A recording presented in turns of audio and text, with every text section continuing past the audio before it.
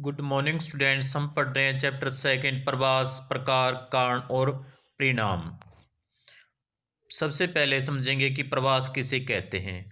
प्रवास से अभिप्राय है व्यक्ति का एक स्थान से दूसरे स्थान पर जाकर स्थानांतरित हो जाना। यह प्रवास कहलाता है। प्रवास।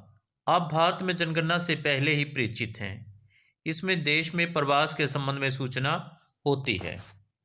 वास्तव में प्रवास को 1881 ईस्वी में भारत की प्रथम संचालित जनगणना से ही दर्ज करना आरंभ किया गया था।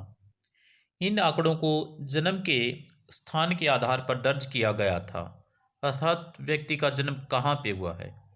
परंतु 1961 की जनगणना में पहला मुख्य संशोधन किया गया और उसमें दो घटक अर्थात जन्म स्थान और अर्थात गांव या नगर कि व्यक्ति का जन्म कहाँ हुआ है। यदि अन्यत्र जन्मा है तो वो भी रिकॉर्ड किया गया। तो निवास की अवधि सम्मिलित किए गए कि व्यक्ति किसी स्थान पर कितने समय तक निवास करता आया है, ये भी उसमें शामिल किया गया। इसके बाद 1971 में पिछले निवास के स्थान और गणना के स्थान पर रुकने की अवधि की अतिरिक्त सूचना को भी समाविष्ट किया गया। प्रवास के कारणों पर सूचना का समावेश 1981 की जनगणना में किया गया, जिसका क्रमिक जनगणनाओं में संशोधन किया गया है। जनगणना में प्रवास पर निम्नलिखित प्रश्न पूछे जाते हैं। क्या व्यक्ति इसी गांव अथवा शहर में पैदा हुआ है? यदि नहीं, तब जन्म के स्थान की अर्थात वह ग्रामीण है या नगरीय स्थिति है। जिले और राज्य का नाम, और यदि भारत से बाहर का है तो जन्म के देश के नाम की भी सूचना प्राप्त की जाती है। क्या व्यक्ति इस गांव या शहर में कहीं और से आया है? यदि हाँ, तब निवास के पूर्व स्थान के स्तर, ग्रामीण, नगरीय, जिले और राज्य का नाम, और यदि भारत से बाहर का है तो देश के नाम के बारे में भी आगे प्रश्न पूछे जाते हैं। इनके अतिरिक्त पिछले निवास स्थान से प्रवास के कारण और गणना के स्थान पर निवास की अवधि भी पूछी जाती है। भारत की जनगणना में प्रवास की गणना दो आधारों पर की जाती है। जन्म का स्थान। यदि जन्म का स्थान गणना के स्थान से भिन्न है, इसे जीवन पर्यंत प्रवासी के नाम से जाना जाएगा। निवास का स्थान। यदि निवास का पिछला स्थान गणना के स्थान से भिन्न है, इसे निवास के पिछले स्थान के प्रवासी के रूप में जाना जाएगा। 2011 की जनगणना के अनुसार देश के 121 करोड़ लोगों में से 45.6 करोड़ अर्थात 37% ऐसे प्रवासियों की संख्या थी जो निवास के पिछले स्थान के संदर्भ में थे। निवास के पिछले स्थान के संदर्भ में यह संख्या 31.5 करोड़ थी।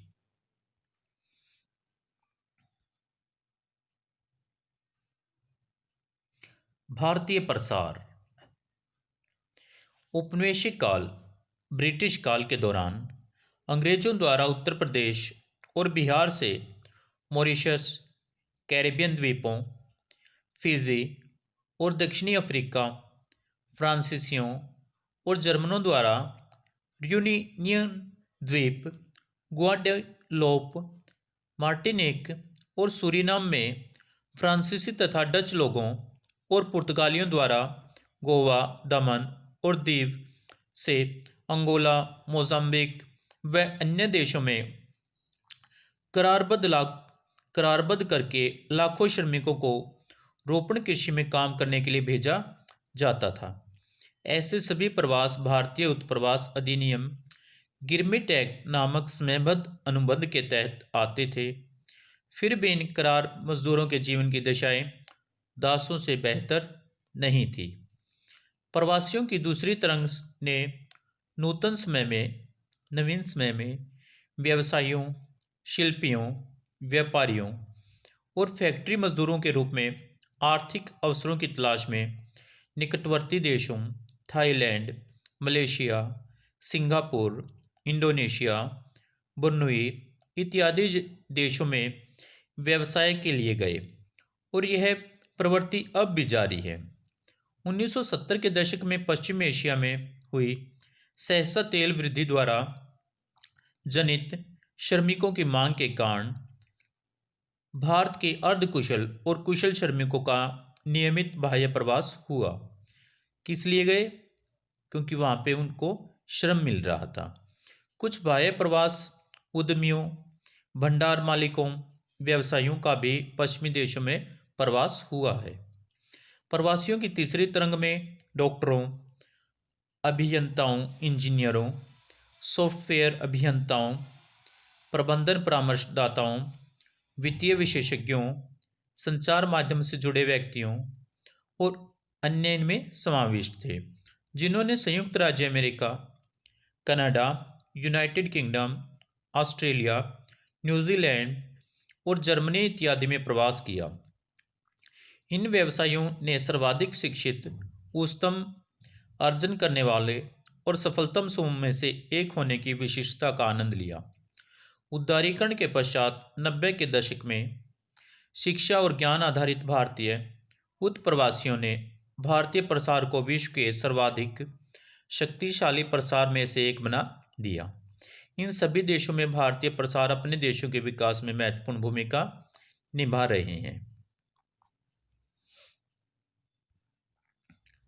अब जानेंगे हम प्रवास की धाराएं। प्रवास की 4 धाराएं होती हैं। आंतरिक प्रवास देश के भीतर और अंतर्राष्ट्रीय प्रवास देश के बाहर और अन्य देशों के अंदर से संबंधित कुछ तथ्य यहाँ प्रस्तुत हैं।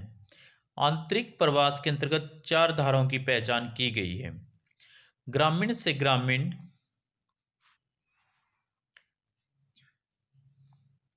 अंतर्राज्यीय और अंतर्राज्यीय प्रवास की विभिन्न धाराओं में स्त्री और पुरुष प्रवासियों के वितरण को चित्र 2.1 और 2.1 में प्रस्तुत किया गया है।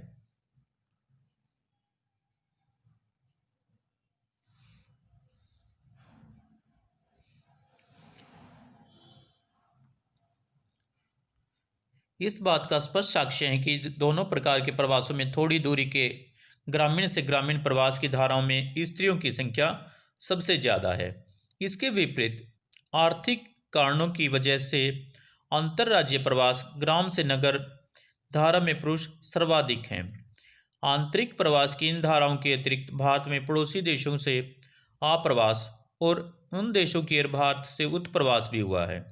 ये नीचे तालिका 1.2 दर्शाई गई है, जिसमें प्रवास दिखाया गया है। ग्रामीण से ग्रामीण का स्त्री पुरुषों का, ग्रामीण से नगरीय का, नगरीय से ग्रामीण का और नगरीय से नगरीय का। ओके स्टूडेंट्स,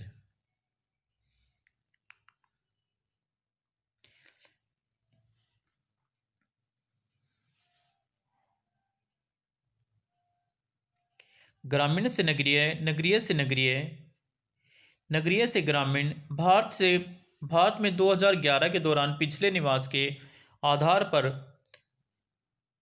प्रकलित 45.6 करोड़ प्रवासियों में से 14.2 करोड़ ने पिछले 10 वर्षों में अपने निवास का स्थान बदल लिया है। इनमें से 11.9 करोड़ अंतर्राज्यीय प्रवासी थे। इस धारा में स्त्री प्रवासी प्रमुख थी। अंतर्राज्यीय प्रवासी होते हैं जो अपने ही राज्य के अंदर एक स्थान से दूसरे स्थान पे प्रवास करते हैं। इनमें से अधिकांश विवाह उपरांत प्रवासी थे। स्त्रियां प्रमुखतः किस वजह से प्रवास करती हैं? विवाह के कारणों की वजह से। तो इनके प्रवास का मुख्य कारण क्या था? विवाह।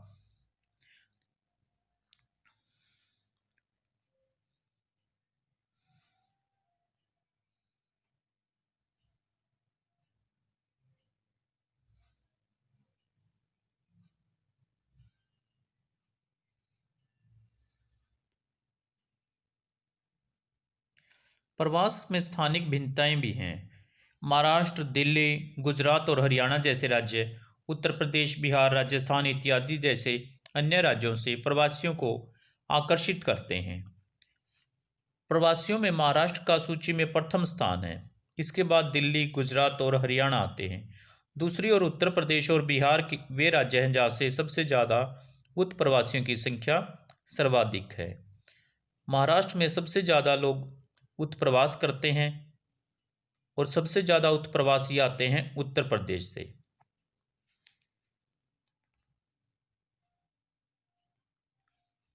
Okay students.